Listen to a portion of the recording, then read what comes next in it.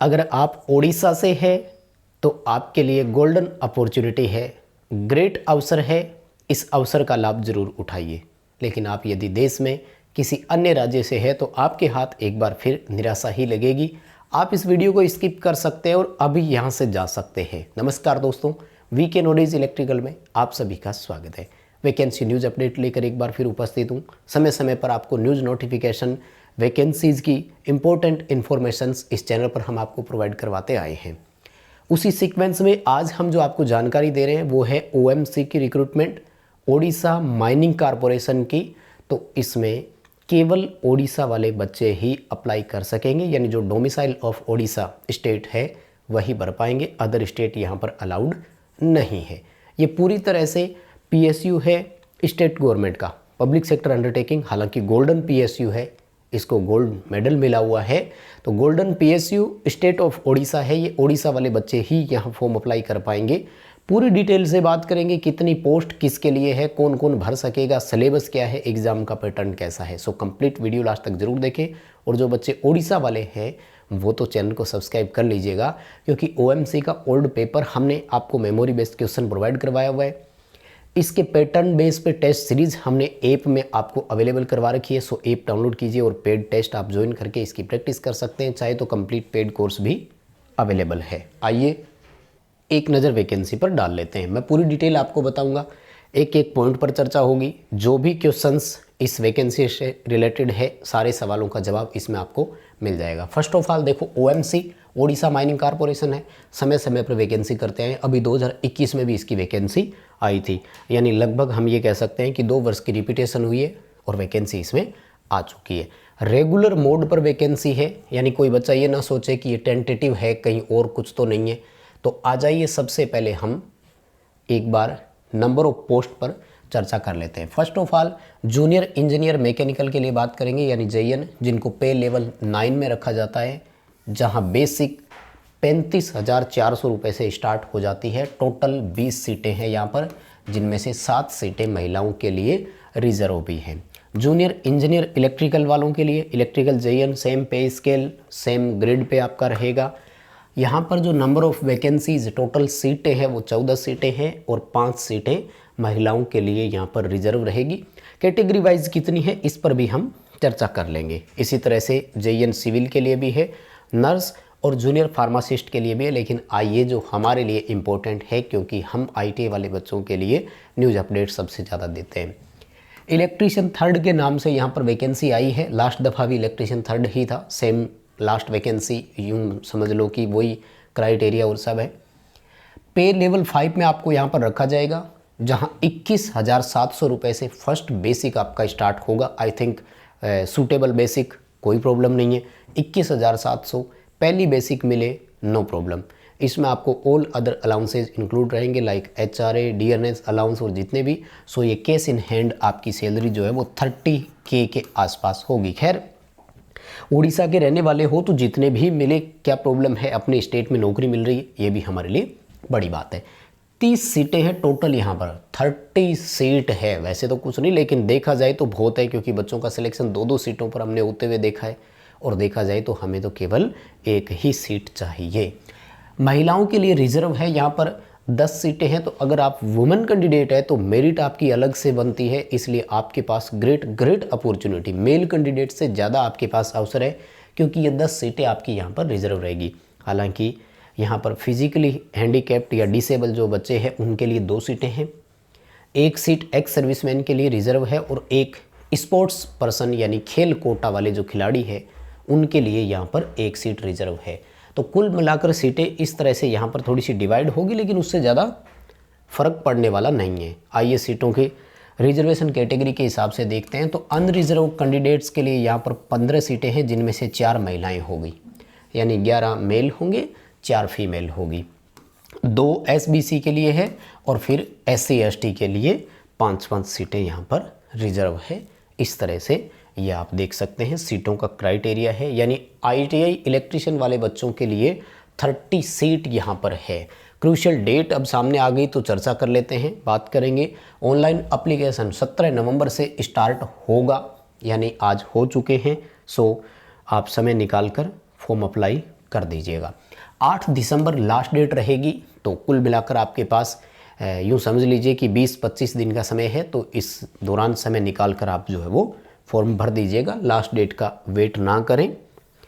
और age criteria और उस पर एक नज़र डालें तो एज क्राइटेरिया सबके लिए कॉमन रखा है। 18 से लेकर 38 ईयर तक अनरिजर्व कैटेगरी का कैंडिडेट भर सकेगा, चाहे वो जूनियर इंजीनियर के लिए हो, चाहे वो नर्स के लिए हो, चाहे वो इलेक्ट्रीशियन के लिए हो। तो सो मैनी गैप, बहुत ज़्यादा गैप दिया है, यानी सबको ही इनवाइट कर लिया कि आइए दिखाइए अपना टैलेंट और पाइए सिलेक्शन। चूँकि यहाँ पर जो रिजर्व कैटेगरी है उनको फिर आगे छूट हो रहा है, SC ST है तो उनको 5 वर्ष की छूट हो रहा है।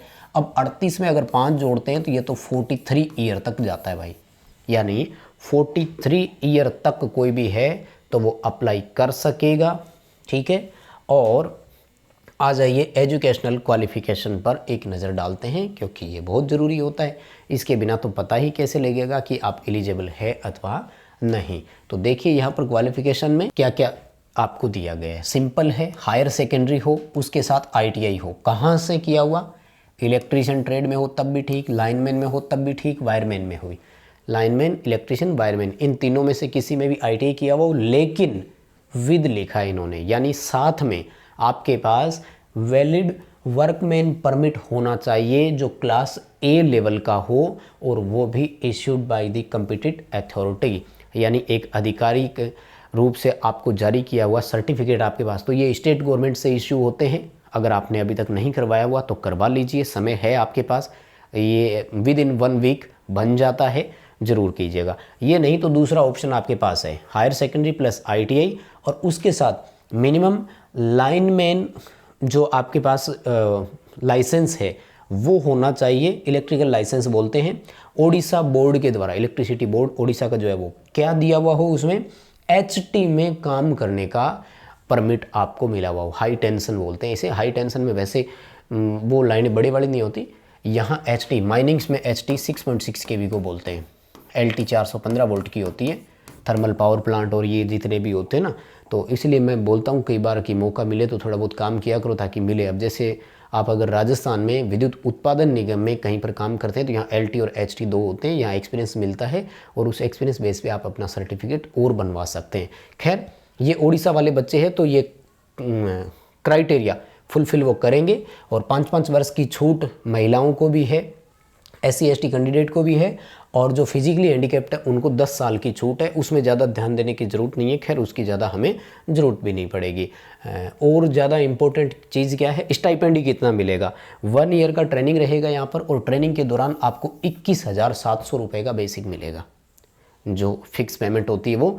और जैसे ही रेगुलर हो जाओगे ट्रेनिंग के बाद तो ऑल अदर अलाउंसेज और वो सब मिलने शुरू हो जाएंगे, तो इस पर ज़्यादा हमें ध्यान देने की ज़रूरत है नहीं। और ये लाइन जो मैंने वीडियो में शुरू में ही आपको बोल दिया था, शायद अदर स्टेट वाले बच्चे अब तक छोड़कर जा चुके होंगे, लेकिन देख रहे हैं तो देखो ये रहा, स्पष्ट लिखा है इन्होंने, resident of the state of Odisha, candidates who are native to Odisha only can apply for the above non executive post, candidate belonging to other state are not eligible to apply for the post.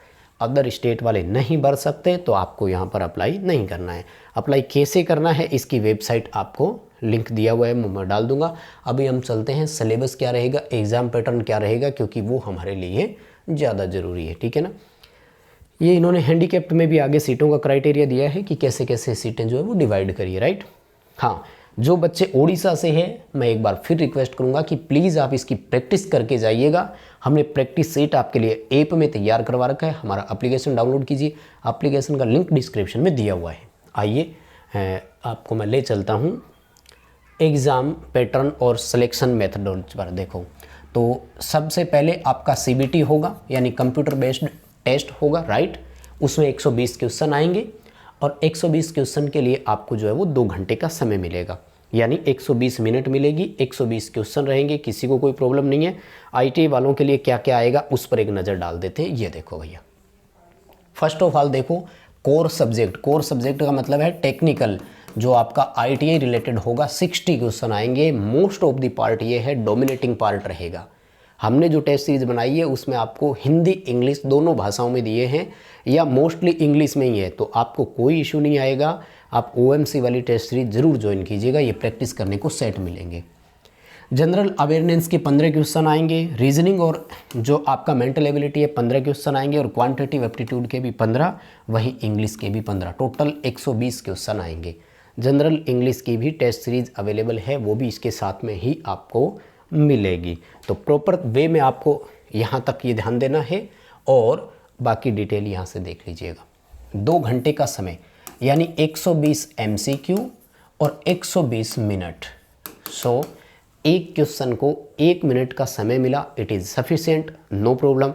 Competition exam में एक question को हल करने के लिए 1 minute मिल जाए, it is sufficient.